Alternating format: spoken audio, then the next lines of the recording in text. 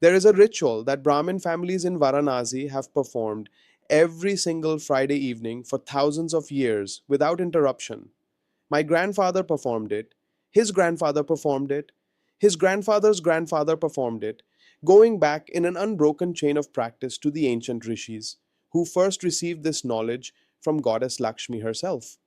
This ritual is so simple that you can learn it in minutes, and yet its effects are so profound, so measurable, so consistently transformative that after 45 years of guiding families through it, I have never once seen it fail when performed with a sincere and devoted heart.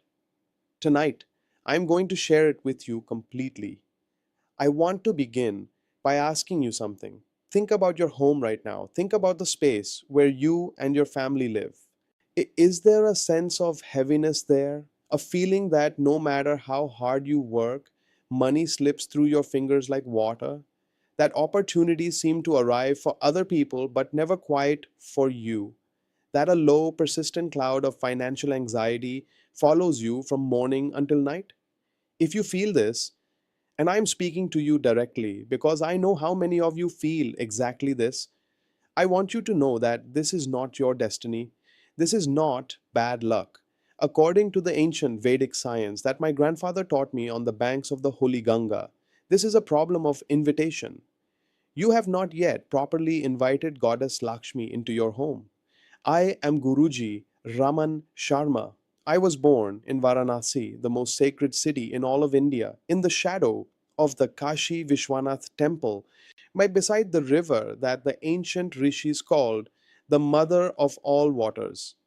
For over 45 years, I have studied the Vedic sciences of prosperity, the sacred rituals, the ancient mantras, the profound wisdom of Vastu Shastra, under the direct guidance of my grandfather, Pandit Vishnu Sharma, who served as a priest at the Kashi Vishwanath temple for his entire life. I have also spent these same years in the homes of ordinary Hindu families in New Jersey, in London, in Toronto, in Sydney, in Auckland, watching what happens when people reconnect with these ancient practices after years, sometimes generations, of disconnection. What I'm about to share with you is not something I invented. This is not a modern interpretation or a new technique. What I'm sharing has been practiced in unbroken continuity by Brahmin families for over 5,000 years. This practice is one of the nine sacred laws of Lakshmi that the ancient rishis encoded in the Vedic tradition. Today, I'm revealing one of the most fundamental of these nine, a practice so accessible that anyone can do it in any home, anywhere in the world, beginning this coming Friday night. Before I share the ritual itself, I want to tell you something my grandfather said to me when I was a young boy, sitting beside him during the evening puja in our home in Varanasi. He looked at me with those eyes that seemed to hold 40 years of continuous prayer, and he said, Raman, Lakshmi does not hide from us. We hide from her. The light of a single lamp in a devoted heart is enough to draw her across the universe. I did not fully understand those words when I was a child. By the time I reached my late 20s, I understood them completely, because by then I had spent years hiding from her myself. I grew up watching my grandfather perform the Friday evening lamp ritual without fail. Every single Friday, from before sunset until the first stars appeared over the Ganga, he would prepare the puja space, clean it with his own hands, light the ghee lamps with deliberate and unhurried attention, recite the Sri Suktam, and sit in a silence so complete that even as a young boy I could feel something happening in the room, some quality of presence that was different from ordinary silence. I watched him do this hundreds of times. But I was young, and like many young Hindus of my generation, I believed that education and effort alone were sufficient. I went to Banaras Hindu University and studied Sanskrit and Vedic philosophy. I came to America 30 years ago, full of plans. For a time, things seemed to be moving forward. Then they stopped. By the time I was 28 years old, I was struggling in ways I had never anticipated. My income was inconsistent. Unexpected expenses kept appearing just when I had begun to stabilize. Opportunities would arrive close enough to touch, and then dissolve at the last moment. I went to the temple, I prayed, but something was missing from the prayers, some quality of rootedness, of daily discipline that I could not name. During a visit to my grandfather in Varanasi that year, I sat with him by the Ganga at dawn and described my situation honestly. He listened without interrupting. When I finished, he was quiet for a long time. Right? Then he said something I have never forgotten. He said, "You have studied the texts of the Vedas, you have memorized the mantras, you can recite the Bhagavad Gita from memory, but have you performed the Friday lamp ritual even once since you came to America?" I had not. He shook his head gently, not with disappointment, but with the patience of someone who has seen this same truth overlooked 1,000 times. And he said, "You are trying to grow a garden without water. The ritual is the water." That same Friday evening, I sat with my grandfather and performed the complete lamp ritual, exactly as he had always done it. Within 3 weeks, something began to shift in my circumstances in ways I could not dismiss as coincidence. Within 3 months, my financial situation had changed in ways I still find difficult to fully explain in rational terms. Within a year, the transformation was complete. That is when I understood, with my entire being, the Vedas are not philosophy to be debated. They are instructions to be followed. I want you to do something right now. Write in the comments. Om Shreem Mahalakshmiye Namaha. Write it with awareness. Let that be your first act of turning your attention toward Lakshmi today. Let me speak to where you are right now. Because after guiding thousands of Hindu families through this practice over 45 years, I know your situation more precisely than you might expect. You are working hard, perhaps harder than anyone around you, and yet the results do not match the effort. At the end of every month, there is barely enough, and or never quite enough, and the gap between where you are and where you feel your family deserves to be creates an ache that does not go away. You go to the mandir on special occasions, perhaps even every week, and you pray sincerely, but the visits do not seem to be changing anything in the material dimension of your life. You have begun to wonder quietly whether these ancient practices belong to a different time. I want to tell you something with complete conviction. That feeling is not the truth. That feeling is the result of a disconnection. And the disconnection is not your fault. Over the past 2 or 3 generations, as Hindu families built new lives across the world, in America, in England, in Canada, in Australia, many of the daily home practices were quietly set aside, not out of disrespect, out of busyness, out of the extraordinary pressure of building a life in a new country, out of the slow erosion that comes when the elders who carried these practices are no longer present in the home. The temple visits continued, but the home itself became empty of the daily practices that create the energetic conditions for Lakshmi's presence. And this matters so much right now. We are living through a period of genuine financial uncertainty across the world. Prices are rising, families are stretched thinner than they have been in recent memory. Many people watching this are carrying a financial anxiety they have lived with for so long it has begun to feel permanent. And right now, as we move through Chatra Navratri, these sacred 9 nights of the goddess, and approach Akshaya Tritiya, like the most auspicious day in the entire Hindu calendar for wealth and new beginnings, arriving this year on the 19th of April, the opportunity in front of us is not small. The rishis knew that certain windows of cosmic time multiply the effect of devotional practice far beyond what is ordinarily possible. We are in one of those windows right now. The Sri Suktam, the ancient hymn to Lakshmi found in the Rig Veda, composed thousands of years ago by rishis in states of deep meditation, begins with these words: Hairanyavarnam Harinim Suvarna Rajatas Rajam. She who is golden in form, always auspicious, adorned with gold and silver.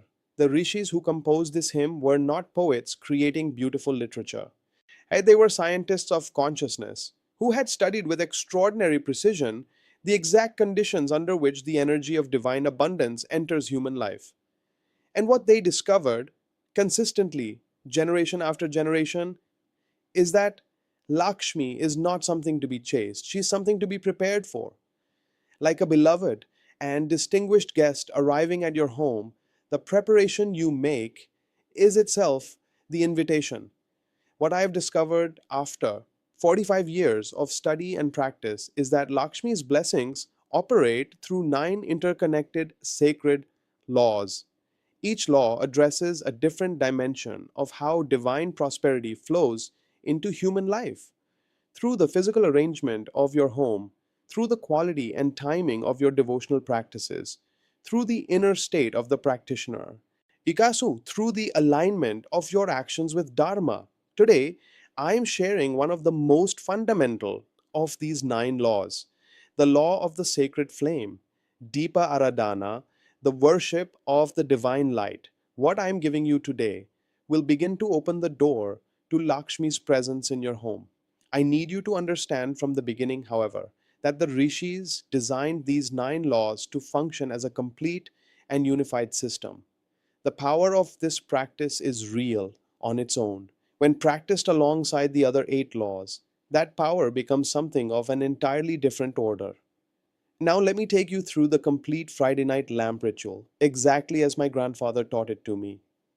The ideal time to begin is at Sandhya, the twilight hour, as the sun is setting and the sky holds that quality of light that is neither day nor night. The Vishnu Purana describes Sandhya as the sacred threshold, the time when the boundaries between the seen and unseen worlds are at their most permeable. If your work schedule makes the twilight hour impossible, you may perform this ritual any time between sunset and 9 in the evening on a Friday. But if you can arrange your Friday to allow even 20 minutes at that threshold hour, do it. The rishis were not arbitrary when they specified the timing. Before you touch any ritual item, take a shower or bath. Wear clean clothes, white or yellow. The colors most associated with Lakshmi in the Vedic tradition are ideal. Ensure that your puja space is clean and free of clutter. I will say more about the spiritual significance of clutter in a future teaching. Because what Vastu Shastra reveals about physical disorder and the blocking of Lakshmi's energy is profound and urgent. For now, simply know that a clean and ordered puja space is not optional. It is the first message you send to the goddess about whether your home is ready to receive her. Your first act, before touching the lamp or any sacred element, is to invoke Lord Ganesha. Place your palms together and recite either silently or aloud. Om Gam Ganapataye Namaha 3 times. This is not merely tradition. In the Vedic system, Ganesha is the guardian of all sacred beginnings, the remover of the obstacles, both seen and unseen, that would prevent divine energy from flowing freely into your practice and your life. To begin any ritual without first invoking Ganesha is to start a journey without first clearing the road. Now let us speak about what you will need. You will need a clay diya, a small oil lamp made of terracotta clay. Why clay? Because clay is the earth herself, and the rishis understood that bringing the divine fire into a vessel of earth grounds the celestial energy into the material world, into the actual physical space of your home. Clay diyas are available at any Indian grocery store. If you cannot find clay diyas in your area, any small lamp with a cotton wick will serve. But clay is always the first choice. You will need pure cow ghee, not vegetable ghee, not any substitution. Pure cow ghee. When ghee burns, it produces a quality of light and a quality of sacred fragrance that the ancient texts consistently identify as the substance Lakshmi recognizes as an offering. The Charaka Samhita, the great Ayurvedic text, also notes that burning ghee purifies the atmosphere of a space at a subtle, energetic level. Fill the diya with enough ghee for the lamp to burn for a minimum of 1 full hour without interruption. You will need fresh flowers. Lotus flowers are most sacred to Lakshmi. She is depicted throughout the Vedic tradition, standing or seated upon a lotus, holding lotuses in her hands. If you cannot find lotus flowers where you live, yellow marigolds are an appropriate and beautiful substitute. The color gold in Vedic tradition is Lakshmi's color. It is the color of her form, the color of the abundance she carries. Arrange 5 flowers in front of the lamp. 5, because this is the number of the Pancha Mahabhutas, the 5 great elements, and your offering acknowledges the fullness of creation. You will need kumkum, the sacred red vermilion powder, and haldi, which is turmeric. These two sacred substances appear together in virtually every Hindu ritual of auspiciousness and prosperity. The kumkum represents the divine feminine energy, Shakti. The turmeric represents purification and the golden light of abundance. Together, they signal to the divine feminine that this space has been prepared according to the ancient knowledge. Finally, you will need a small handful of uncooked rice, akshata, lightly coated with a pinch of turmeric. These golden rice grains represent the offering of the first fruits of the harvest, a gesture of acknowledgement that abundance itself is a gift, not an entitlement. Face east or northeast as you sit at your puja space. This direction, the Ishan corner in Vastu Shastra, is the direction from which divine energy enters a structure. The northeast corner of your home is what the Vedic science of Vastu calls the zone of the divine, the most energetically receptive space in any building. If your puja space is in the northeast, you are already receiving a significant benefit. If it is not, position yourself facing east or northeast during the ritual. Place the diya before you. Before lighting it, take 3 grains of rice from your akshata and place them gently at the base of the lamp. As you do this, speak from your heart, not from your head. This first gift is yours, Goddess Lakshmi. This light is lit for you alone. Uh, Say these words slowly. My grandfather told me many times that Lakshmi doesn't respond to rituals performed with mechanical precision. She responds to a pure and devoted heart. The sincerity of your intention in these first moments is more powerful than any other element of what you are about to do. Light the ghee lamp. As the flame rises and steadies, bring your hands together in Namaste and recite the following verse from the Sri Suktam, which is from the Rig Veda and is the most ancient and most powerful invocation of Lakshmi's presence in the Vedic tradition. Om Hiranyavarnam, Harinim Suvarna Rajatas Rajam, Chandram Hiranmayim Lakshmim Jatavedo Ma'avaha. Recite this 7 times. As you recite, hold in your mind's eye the image of Goddess Lakshmi, radiant, golden, dressed in red and gold silk, standing upon a lotus in full bloom, her 4 hands extending toward you in the gesture of giving, her face the face of a mother who has been waiting patiently for her child to come home. Hold this image with every repetition of the mantra. The Brihadaranyaka Upanishad teaches that consciousness and light are one. When you hold the image of Lakshmi while gazing into the flame, you are using the most fundamental language of the divine. You are speaking in light. After the 7th recitation, take the kumkum and make a small dot, a sacred bindi, on the floor or surface directly in front of the lamp. This marks the location as the anchor point, the place where Lakshmi's energy will settle and establish itself in your home. Now take the turmeric dusted rice and sprinkle it in a gentle circle around the lamp, moving clockwise. Clockwise movement in the Vedic tradition always follows the movement of the sun, the direction of life itself, the auspicious direction. Now do the practice that most people skip, and skipping it is precisely why their rituals produce incomplete results. Sit in silence with the flame for a minimum of 21 minutes, not praying, not asking for anything, not making a list of what you need, simply being present with the light. This is the practice the ancient teachers called Jyoti Trataka, meditation on the sacred flame. In this silence, you are not passive. You are doing something that no amount of verbal prayer can accomplish. You are opening your consciousness to receive.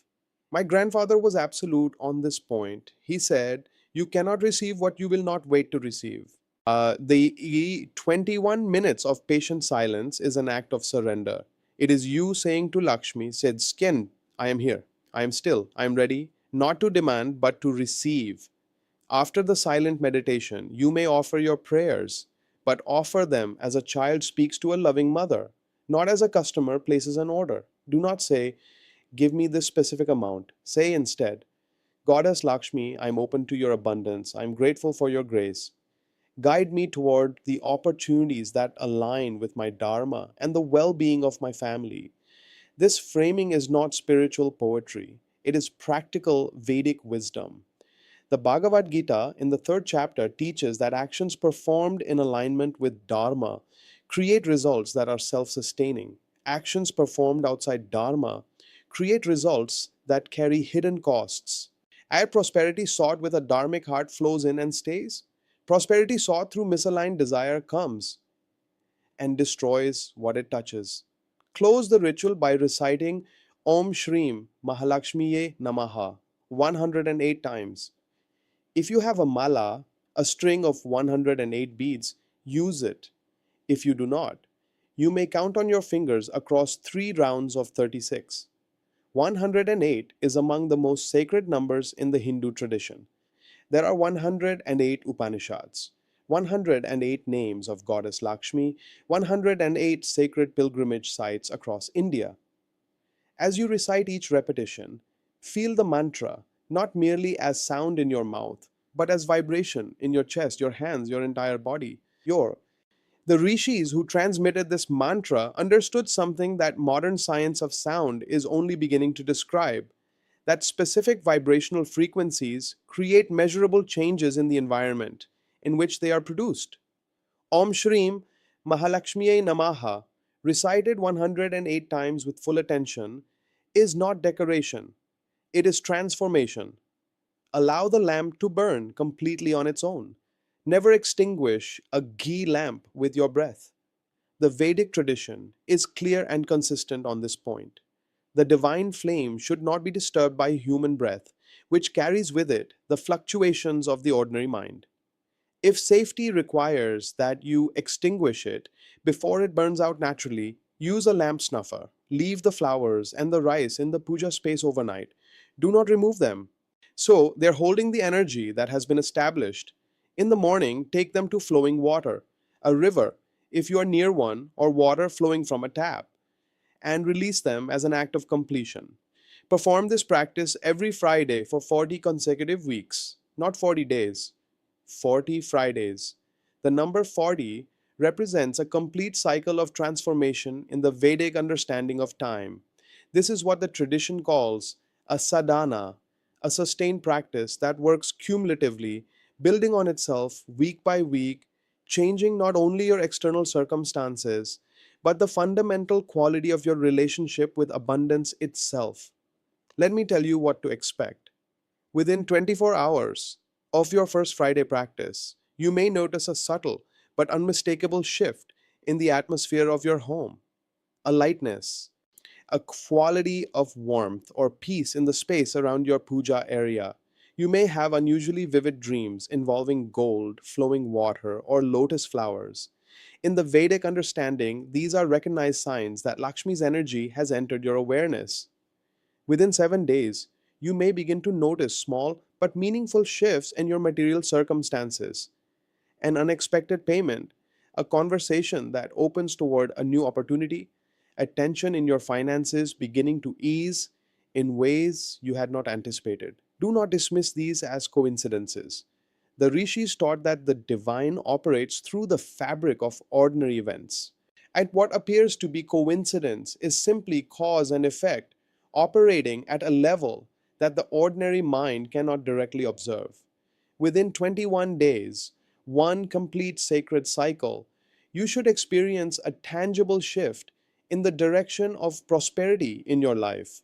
Not always a dramatic event, sometimes a deepening sense of sufficiency, a change in how resources seem to flow around you.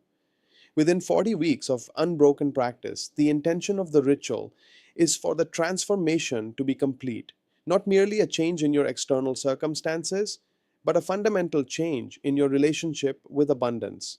Lakshmi's energy becomes established in your home not as a visiting presence, but as a permanent resident. Now I must share the sacred warnings that my grandfather gave me the very first time he placed a diya in my hands. That the rishis were serious about these, and I ask you to be serious about them. Never perform this ritual when your heart is full of greed or when your sole intention is the accumulation of wealth for its own sake. In the Vedic tradition, Lakshmi is Dharma Patni. She is the consort of Vishnu, the preserver of cosmic order. She flows toward dharmic hearts and moves away from adharmic ones. Before you begin each Friday, take a moment to purify your intention. Ask yourself, why do I want this prosperity? If the answer is to provide for your family, to fulfill your duties, to serve others more fully, that is Dharma. If the answer is only for the pleasure of accumulation, sit with that for a moment before you light the lamp. Never abandon the practice in the middle of a sadhana cycle. If you begin 40 Fridays, complete 40 Fridays. My grandfather used to say, an incomplete ritual is like a house left half built. It provides neither shelter nor beauty. If an emergency genuinely prevents one Friday, resume the following week, but do not allow convenience or forgetfulness to interrupt the cycle. Never allow the puja space to become a place of argument, anger, or disrespect. Whatever difficulties exist in your home, let that space remain protected. Do not raise your voice near it. Do not allow shoes or unclean items near it. In the most literal sense of Vedic understanding, your puja space is the home of the divine within your home. How you treat it is how you are telling the divine you are prepared or not prepared to receive. I want to speak to something important before I close. I understand the urgency that many of you feel watching this. I understand it because I have sat across from families in genuine financial crisis for 45 years, and I have felt their desperation in every conversation. But I need to tell you something that my grandfather said to me when I was in my own period of struggle, something I resisted hearing and later understood was the most important teaching he gave me. Urgency is the enemy of this practice. Rushing Lakshmi, demanding results on your timeline, lighting the lamp in a hurry and reciting the mantra while your mind is already on tomorrow's problems. This closes the very channel through which her blessings flow. The lamp must be lit slowly with full attention. The mantra must be felt, not raced through. The silence must be honored, not eliminated. When you approach the practice with patience and genuine devotion, a Lakshmi will be ready long before you expect her. This practice is one of 9 sacred laws I have spent 45 years organizing from the Vedic texts into a complete and interconnected system. What you have received today, the law of the sacred flame, Deepa Aradhana, will begin to shift the energy of your home in ways you will notice. But I want you to understand that the rishis designed this system as a unity. There's a reason that the great festival of Navaratri lasts 9 nights. There's a reason that Lakshmi is honored in 9 forms. The number 9 in the Vedic tradition represents the complete cycle of divine blessing. What you have received today is one of 9. The remaining 8 form a unified ecosystem around it, each amplifying the others in ways that cannot be separated. In my next teaching, I will reveal the practice that the Vedas say must always accompany the lamp ritual, without which, the ancient rishis warned, the invitation of the flame remains only half complete. This second practice has largely disappeared from public teaching because it requires a student who has already committed to the first. Those of you who light the lamp this Friday, you will be ready. Please subscribe to this channel and turn on notifications. These teachings are being shared publicly for the first time. Knowledge that has lived within Brahmin family traditions for generations, passed directly from grandfather to grandchild, is now being offered openly because the time calls for it. I do not want you to miss a single teaching. That write in the comments, Om Shreem Mahalakshmiye Namaha. Let that mantra be the beginning of your conversation with Lakshmi today. And share this video with one Hindu family you know who is struggling financially. The sharing of sacred knowledge is itself a dharmic act, and dharmic acts return abundance. May Goddess Lakshmi, in her infinite and unconditional grace, illuminate every corner of your home and your heart. May Lord Ganesha remove every obstacle, seen and unseen, that stands between you and the prosperity your family is meant to know. May the sacred flame you light this Friday evening burn as a beacon that guides divine abundance directly to your door. Om Shanti, Shanti, Shanti.